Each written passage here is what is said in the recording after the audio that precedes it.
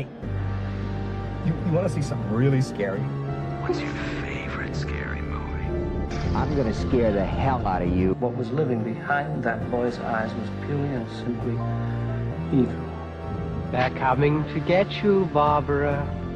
When there's no more room in hell, the dead will walk here. What's blood for, if not for shedding? Welcome to Fright Night. Welcome back to Jump Scare. I'm Betty. And I'm Shad. This week we're covering 1989's Iced.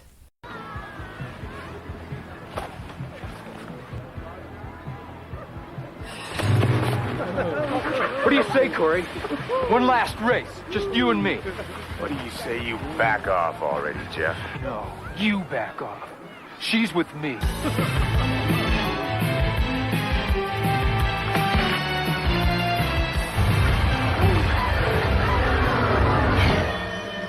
Hey, when was the last time? We went skiing. Not since that weekend with Jeff Stinson. I thought the guy had a few loose screws, but I didn't think he was suicidal, though. Pardon me for saying this, but you all look prepared for a funeral, or worse. Relax. More snow! Jeanette, what do you think you're doing out there? Would you two just please both be my friends for 5 minutes and help me with this?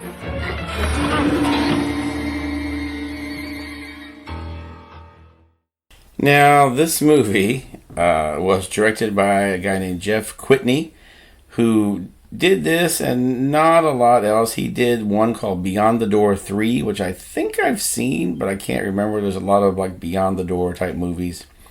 And then he went on to work as a writer in a lot of animation, writing like for Animaniacs, Street Sharks, if everyone remembers the very popular Street Sharks cartoon, or the even more popular Mummies Alive, during that brief time in 1997 when everyone was obsessed with cartoon mummies.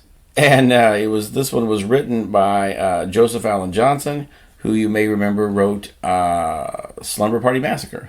Yay!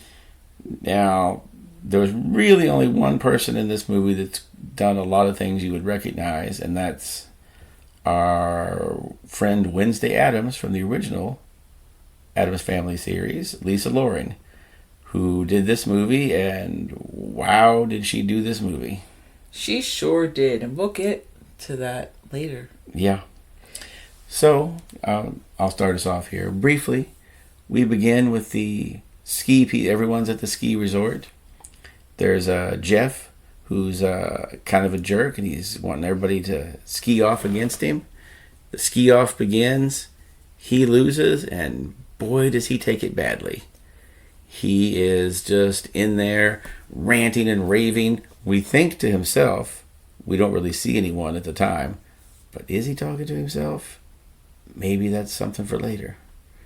Spoiler alert, it is something for later, because right off the bat I was like, I don't think he's talking to himself. I think he's talking to somebody else. Now wait a second. You just like jumped over the whole ski challenge. Now you mean the OJ of ski challenges? Yes. I don't know what the obsession was with the challenges in the 80s movies. There's always a challenge. There's always like the poor kids against the rich kids, the preppy kids against the sporty kids. We gotta save the rec center. Yeah, that kind of, the hot dog stand, that kind of crap. Ooh, Rad's a good example of that. We gotta get that money. We gotta win that race so we can go to college. That movie is a treasure, a national treasure. How dare you? Now, this is what gets me about the movie. There's the two people going against one another. Later on, after he has lost, okay, and there's a whole bar scene where he's desperately trying to get to this girl. This is what starts the fight off. This is the whole point of the movie. If this didn't happen, we don't have a movie. Yeah, if this guy had just gotten laid, we wouldn't have this movie. This is all about the girl. Okay? Two guys fighting over a girl. The girl has no interest in Jeff whatsoever. She's with this other dude, okay? I don't know why Jeff has it in his mind that he's going to get this girl. But that's what the whole fight is. I'm sorry. You're a woman. You've met guys. You know they're idiots. And you know that they don't like to take no for an answer, some of them. They're like, oh, you're married? You've got a boyfriend? That won't slow me down. This is true. So that's where we get to the point where there's the duel, or the challenge, I should say. The low-speed OJ car chase of ski duels. Yes, it is not good. And then the switching off from the camera from like a faraway view and it's them, and then an up close view, and then all of a sudden they have like headgear and like mask on, and then again we're gonna show them again, but now they have nothing on their face. Why are they readjusting and taking off things off their face? Oh, they're not. It's just the actual people skiing that they don't want to show their face, obviously. So yeah, now we're back to, like you said, the bar scene where we don't know if he's talking to himself and he's losing his mind, or he's talking to someone else. Then now he goes back to his hotel room. He starts drinking like a madman. It seems like he's in the same room as the couple, or like in one of those hotels where it's just like, it's a dual doors, like you open the door and go right into the next connector. room. Yeah, it looks like that, because all of a sudden now, instantaneously, he's in the other room with the girl he's trying to get and the guy he just lost to. And then they get into a brawl. The girl whips his ass. Like, she pushes him against the wall. She's like holding him to the wall. And then he's off, huffing and puffing. And this is the moment where, after this, and just like the whole movie is just so out of whack. He's like, you know what? You know what is going to cool me off? This random midnight ski that I need to fucking have by myself in the darkness. And everyone he's passing, who's like bumping into or whatever, they're like, hey man, it's not a good idea to go skiing. It's snowing outside. Like, it's not a good idea. Like, everyone's telling him, just don't do this because it's not a good idea. Spoiler alert, he did not listen. And it is a good idea for him because that's what he's decided to do. And then he jumps off a fucking cliff and lands on some fucking rocks. He like busted his balls on the rocks and then he's dead.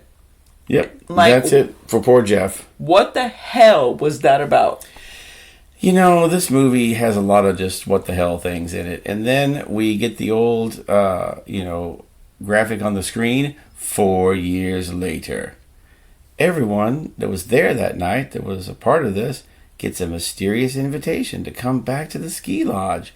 Maybe be a part of this new timeshare that they're developing there. Hey, come check it out. You can stay the weekend for free. Now, I want to say that when you look at the description like IMBD or whatever, it says like lifelong friend or like dear friend, and you're like dies at a ski resort.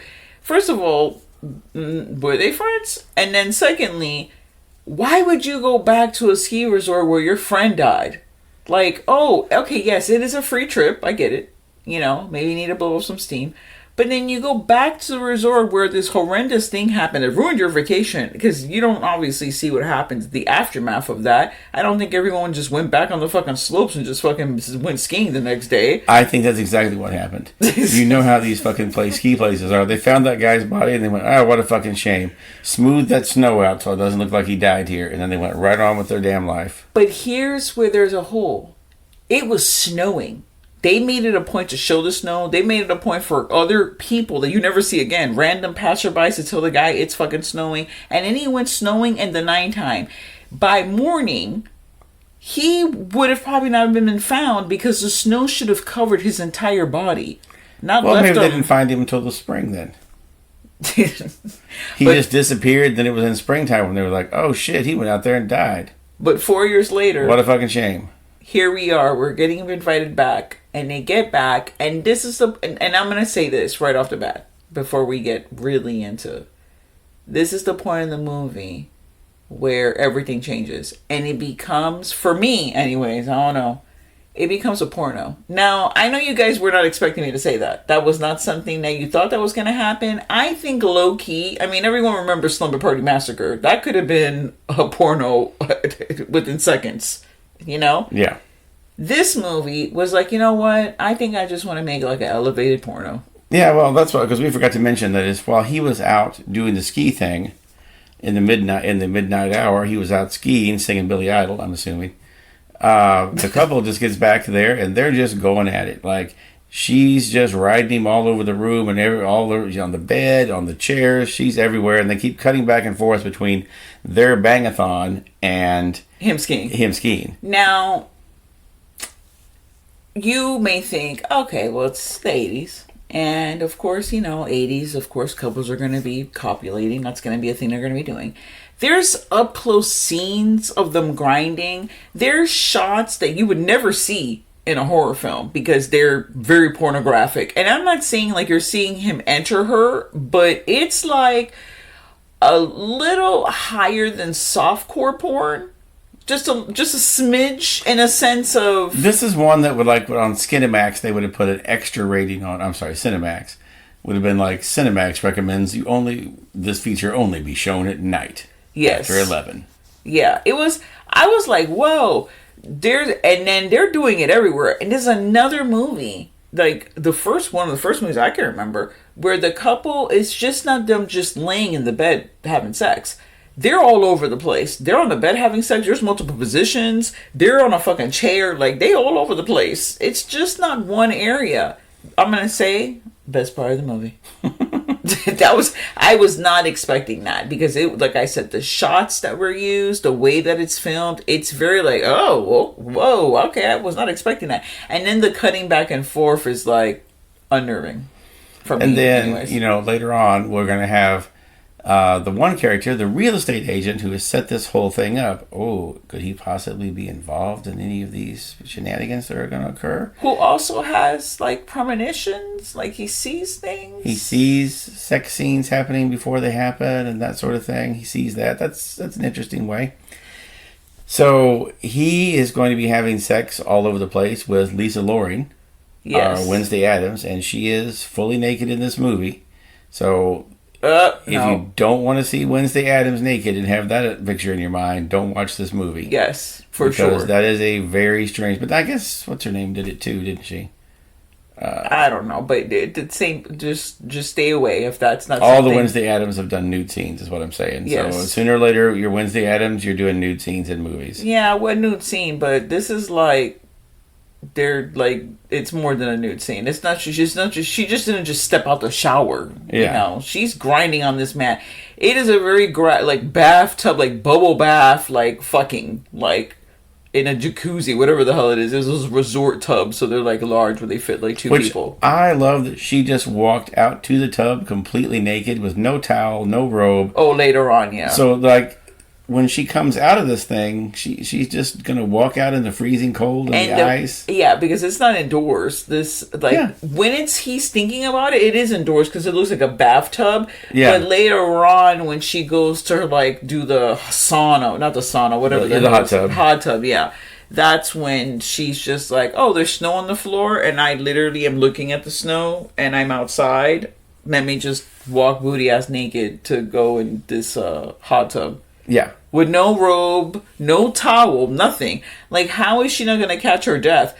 Oh, wait a second. See what I did there? Because she did catch her death. She did. Now, the murders in this movie are... The first guy to get killed is the guy who has, like, the ginormous mustache.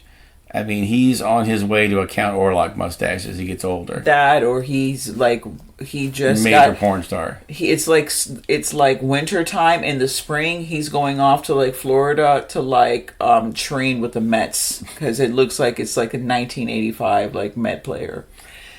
So he's the first one to go in this, and he gets the Austin Powers treatment. He gets killed by the slow-moving piece of road equipment that I'm thinking anybody could have just got up and got away from that thing. It just moves a half a mile an hour.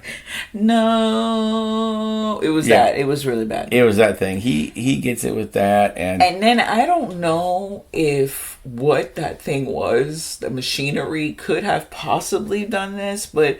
It was like he got War of the Worlded. He just did. It was just clothes left. Yeah, there was no bones. He really just smashed him into like a red paste. He looked like a bottle of like a thing of Jello inside of his clothing. He became jelloed. in the snow. It's like, okay, he had no bones. Like, he was just a walking, like, gelatin man. Okay. I guess it was ridiculous. And, then they're all at the house partying, all wondering, like, oh my gosh, does my boyfriend that just got run over, does he still love me? Oh my gosh, I'm so worried about this. Yeah, because Wednesday Addams doesn't know that her boyfriend just got killed. But then, as soon as the real estate guy shows up, she's like, hey, what's up? I was worried about my boyfriend a minute ago, but now I'm worried you might not be my boyfriend. Well, I think you're jumping the gun there. Because to be fair, she waited like 2 days for him. He didn't even show up, call, nothing, okay? Was it 2 days or was it 2 hours? No, it was, actually, it was being pretty generous. I wanted to say it was like 3 or 4 days. But he didn't show up, and she was not about it. And also she had the conversation with her girlfriends about what they thought about the situation. They all came together and decided... And agreed she should dump him without telling him. Yes. And go out and have sex with this other guy. That's exactly what they advised. That's exactly... And that was some good advice. That was some good advice. Because, you know what? She didn't know that she was going to die, by like a toaster or whatever the fuck it is that gets thrown in the damn water. So, live and let live. You got to do what you got to do. Now, of course... And how dare he not call her? I mean, he's gelatin man, but... Yeah. That's besides the point. If you're wondering to yourself, does someone get killed with an icicle in this movie? Yes. Yes, they do. Like any self-respecting winter horror movie, someone gets stabbed with an icicle. And it is the most brutal icicle murder ever. Or is it? Yeah. Right now in our real life, we are actually very cold. Like, it is very cold where we live. And normally it's not this cold. This is just like, it's like in the 30s and 40s for us. Other parts of the country are like, I wish it was in the 30s and 40s here. Yeah, because it's like 0. Now, and if you've heard our one of our last podcasts from last 2024, from last November, because I get to say last November because technically we are obsessed with winter horror. So we went looking for some more winter horror because there isn't a lot. This popped up. And that's why we decided to do this film, because we wanted those winter kills. And you have the icicle kill, and it's a huge... I'm like, where did he get this icicle from? A fucking, like, a polar bear cave? Like, what is this? And also, are polar bear caves a thing? I don't know. But it was like a stalagmite. It was massive. Yeah, you've got that, and of course, someone's going to get... What else do you put around in the snow? Well, you put bear traps. Yeah. Mm-hmm. Someone definitely brought bear traps to the party. And, I love when you immediately step in one bear trap, you immediately step in another one.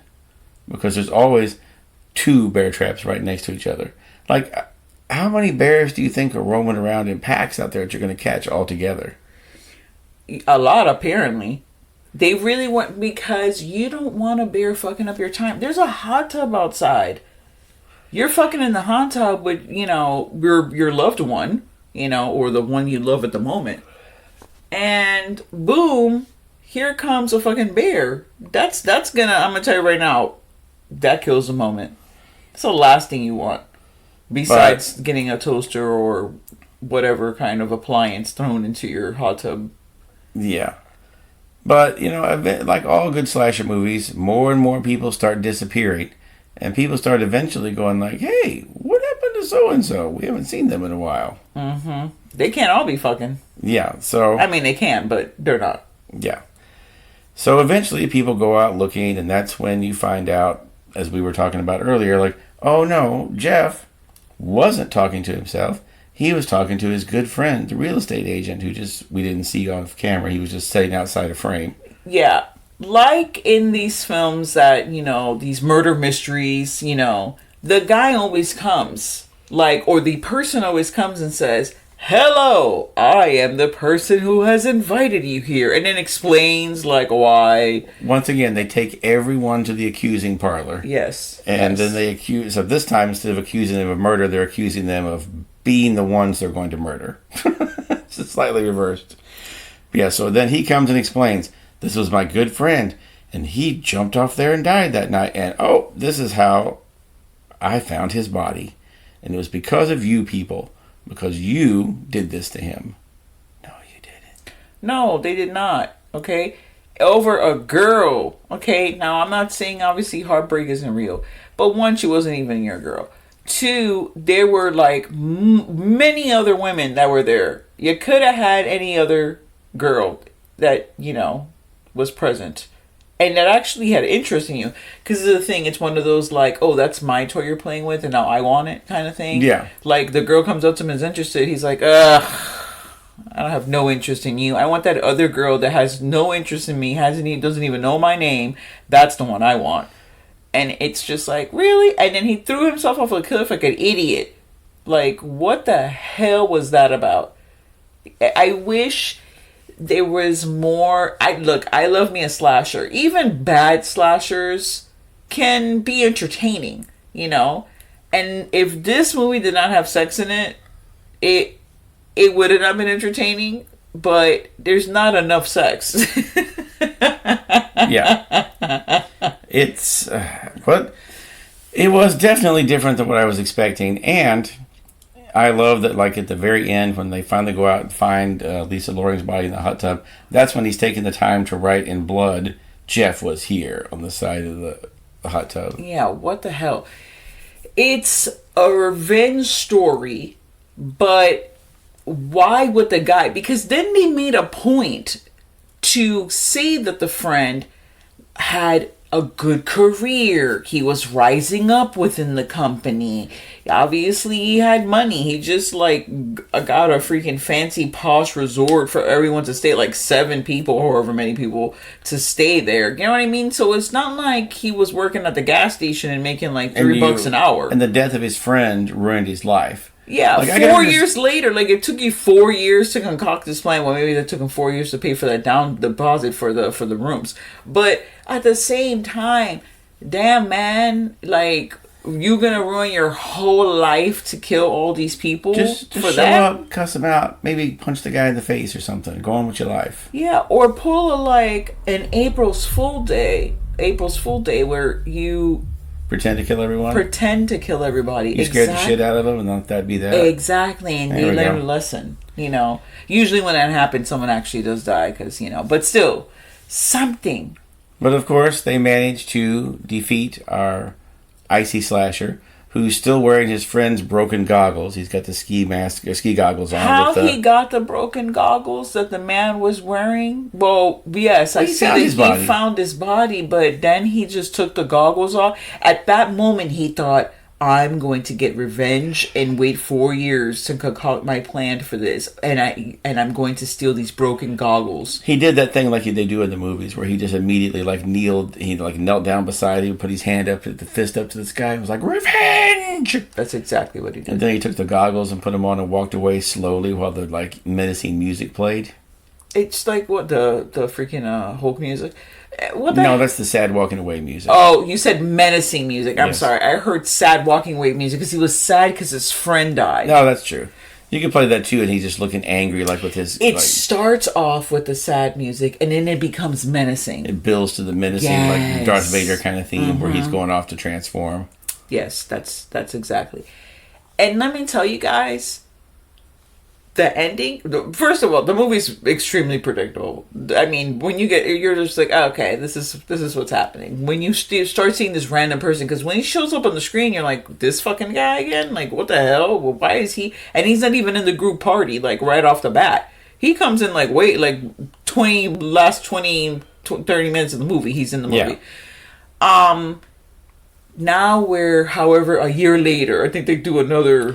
There's some time later. No, it's another 5 years later. Oh yes, because there's children involved. I was like, wow, we're 9 years out now. Yeah. So 5 years later, the survivor and her husband are back at the ski resort, the same resort by the look of it. Because it's the only resort around. Yeah, and they have built a snowman. Yeah. Oh, they have children, a boy and a girl, of course, like you do. And they have built a wondrous snowman. The snowman is insanely oversized. It is the largest snowman. It's like the snowman ate his snowman family, and he's just this bulbous snowman. And right off the bat, you know, I already knew what was happening. I was like, oh no, please don't tell me this is gonna happen.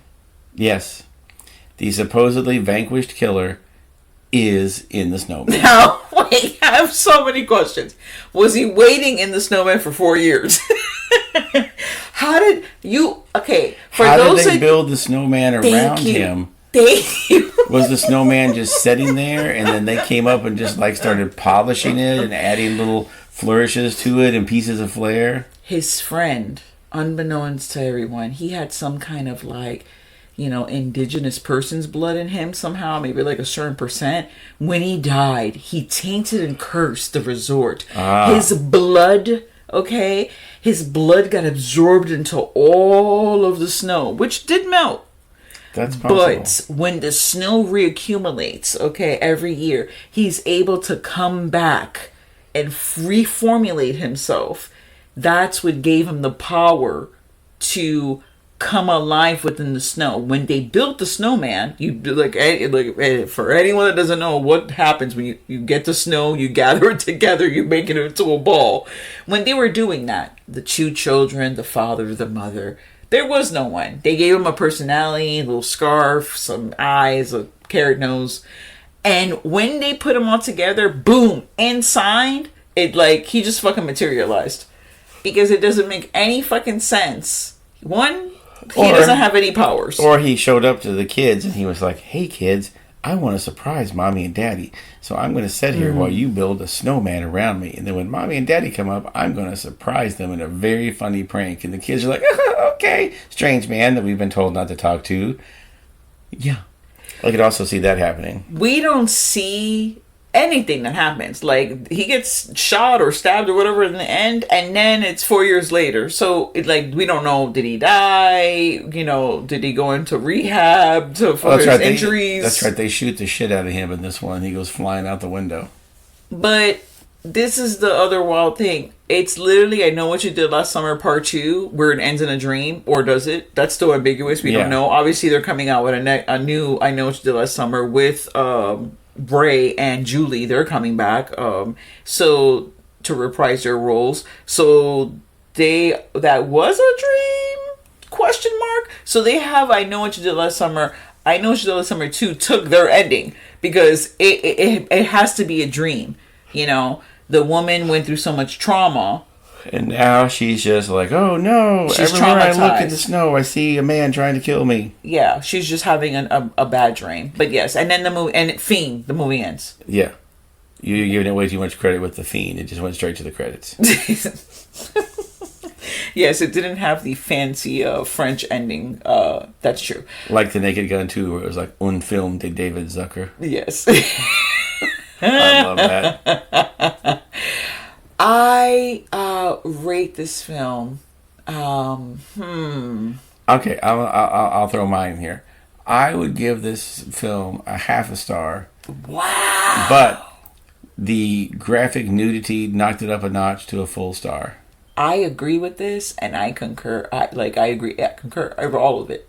Yeah. 1 star for me as well. Oh, sorry. One knife, yeah. 29 years later, we're still going to be saying stars. We can't get the knife down. Yeah, well, you've infected me. I had it right forever. And then, normally this would be, you know, like on Joe Bob, where he talks about there's an automatic half-star deduction or 1 star deduction if there's no nudity. That's all that saved this movie was the graphic nudity in it that you were like, whoa, okay, haven't seen that. Oh, that's wild. And the snowman kill at the end was what's really that's why it gets 1 star. Other than that, it would be a half-star movie. But give it 1 star. It's worth watching just for the ridiculousness of it. Yes, it is worth watching, though. That's what I was going to say. Even though we're giving it the 1 knife rating, it's still you should still watch it because you're never going to see anything like it. It's not going to happen. No. It's a 1-knifer, but it's a very fun 1-knifer. It is a very fun 1-knifer. So check this one out. It's available now. You can get it from Vinegar Syndrome, and that's all I got to say about it. Oh yeah, we had to go track it down on like somewhere. I don't remember where we tracked it down, but Vinegar Syndrome definitely has it out. Well, thank you so much for joining us on this episode of Iced. Stay tuned to the horror and stay warm. And now, folks, it's time to say goodnight. We sincerely appreciate your patronage and hope we've succeeded in bringing you an enjoyable evening of entertainment. Please drive home carefully and come back again soon. Good night.